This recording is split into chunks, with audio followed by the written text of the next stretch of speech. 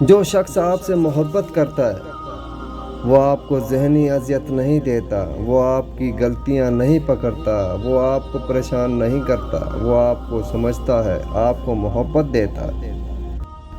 سب سے گھٹیا انسان وہ ہے کہ جب تم سے اس کا دل بھر جائے تو وہ تمہاری خوبیوں کی نفی کرے، تمہارا راز فاش کرے، تمہارے اچھے برتاؤ کا انکار کر بیٹھے، اور جو بات تم میں نہیں تمہارے بارے میں وہ کہے۔ عبادت کرتے ہو مگر لوگوں کو تکلیف بھی دیتے ہو، صدقہ کرتے ہو مگر احسان جتلاتے ہو۔ اپنی نیکیاں ایسی تھیلی میں جمع نہ کرو جس میں سوراخ ہو۔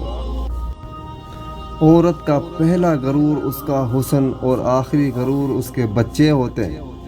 وہ اپنے آخری غرور کو مکمل کرنے کے لیے اپنے پہلے غرور کو خاک میں ملا دیتی ہے۔ کچھ آزمائشیں اور مشکلات ایسی بھی ہوتی ہیں جن کے ختم ہونے پر انسان کو احساس ہوتا ہے کہ زحمت نہیں بلکہ رحمت کا باعث تھیں۔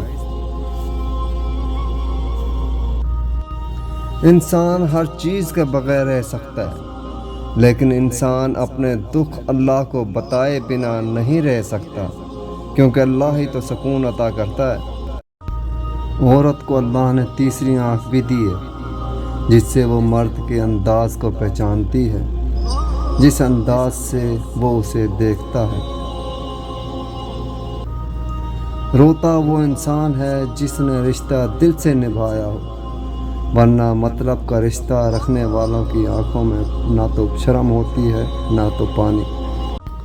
محبت کی گنتی 2 سے شروع ہوتی ہے اور 2 پر ہی ختم ہو جاتی ہے۔ اگر 2 میں سے 1 نکل جائے تو پیروں کے نیچے سے زمین نکل جاتی ہے، اور اگر 2 میں سے 1 شامل ہو جائے تو یقین نکل جاتا ہے۔ محبت نبھانے کے لیے زمین اور یقین دونوں کا ہونا بہت ضروری ہے۔ نیک ہم سفر تو اللہ کی عظیم نعمتوں میں سے ایک نعمت ہوتا ہے۔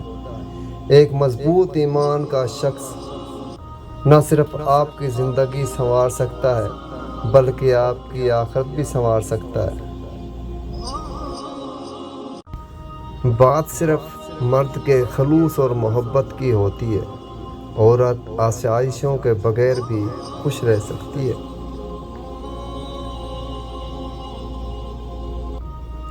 بعض دفعہ زندگی میں ایسا ہوتا ہے جس چیز سے آپ کو سب سے زیادہ نفرت ہوتی ہے وہ نہ چاہ کر بھی سب سے زیادہ برداشت کرنی پڑتی ہے۔